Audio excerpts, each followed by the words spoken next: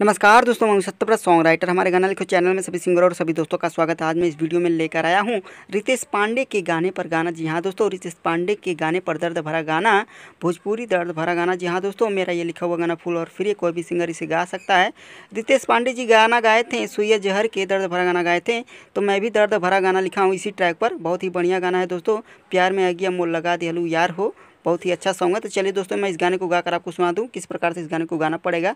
उससे पहले आपसे छोटी सी रिक्वेस्ट, अगर आप अभी तक हमारे चैनल को सब्सक्राइब नहीं किए हैं तो तुरंत चैनल को सब्सक्राइब करके बगल में बेल आइकन घंटी दबा दीजिए और तुरंत वीडियो को लाइक कर दीजिए। चलिए दोस्तों, वीडियो को स्टार्ट करते हैं। भूल गइलू हमरा के गोरी, तुहरा के हम ना भूला पाइले गोरी।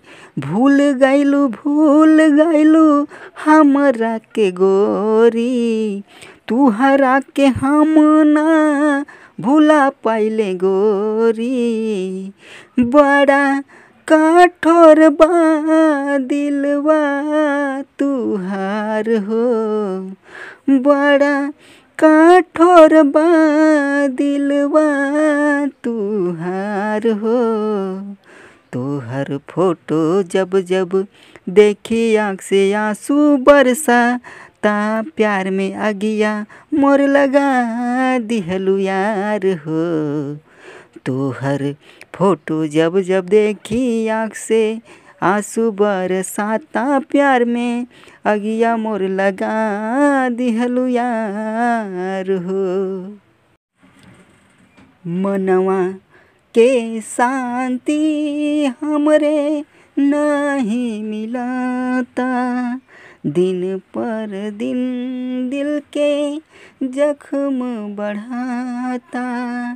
मनवा के शांति हमरे नहीं मिलता, दिन पर दिन दिल के जख्म बढ़ाता। तुहरे खातिर हम छोड़ली घर परिवार हो, तुहरे खातिर हम छोड़ली घर परिवार हो। तोहर फोटो जब जब देखी आँख से आंसू बरसा, ता प्यार में अगिया मोर लगा दिहलू यार हो। तोहर फोटो जब जब देखी आँख से आंसू बरसाता, प्यार में अगिया मोर लगा दिहलू यार हो। दोस्तों, अगर आपको कोई भी गाना लिखवाना है हिंदी भोजपुरी में तो तुरंत हमारे नंबर पर कॉल करिए, कम से कम दाम में आपको गाना लिखकर दिया जाएगा। हवा के झोंका नियन अचानक बदललू, हमरा से गहरा रिश्ता पल भर में तोड़लू। हवा के झोंका नियन अचानक बदललू, हमरा से गहरा रिश्ता पल भर में तोड़लू।